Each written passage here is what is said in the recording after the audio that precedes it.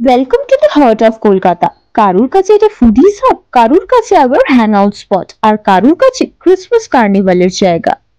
Yes, we are in Park Street, the place that never sleeps. কিন্তু এই জায়গাটার নাম পার্ক স্ট্রিট কেন? কোথায় এখানে পার্ক? অ্যালেন পার্ক ছাড়া তো অন্য কোনো পার্ক এখানে চোখে পড়ে না। তাহলে কি অ্যালেন পার্কের নামে এই জায়গার নাম পার্ক স্ট্রিট? অবভিয়াসলি না। চলুন আজকে আপনাদের একটু পার্ক স্ট্রিটের ব্যাপারে বলি।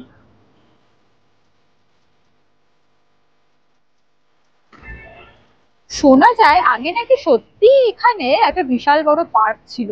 মিডলটন রোডের লরেটো হাউস দেখেছেন তো? ওই বিল্ডিং এ নাকি একসময় থাকতেন এখানকার গভর্নর হেনরি ভ্যানসিটার, এবং তার নামে নাকি এই জায়গাকে ভ্যানসিটার অ্যাভিনিউ বলা হতো। পরবর্তীকালে সেই বাড়িতে থাকতে আসেন হাইকোর্টের প্রধান বিচারপতি স্যার এলিজা ইমকে, এবং সেই বাড়ির চারপাশের লাগোয়া পার্কে নাকি তখন প্রচুর হরিণও থাকতো, তাই জন্য সেই পার্কটার নাম নাকি ডিয়ার পার্ক ছিল। আর সেই পার্কের নাম হিসেবে এই জায়গার নাম হয় পার্ক স্ট্রিট। যদিও বর্তমানে এটাকে মাদার টেরেজার সরণি বলা হয়, আমাদের কাছে তো এটা সবসময় আমাদের প্রিয় পার্ক স্ট্রিটই থাকবে। কলকাতার এরকম আরো অজানা গল্প জানার জন্য চোখ রাখুন আমাদের চ্যানেলে, আর তাড়াতাড়ি করে আমাদের চ্যানেলটাকে সাবস্ক্রাইব করে দিন।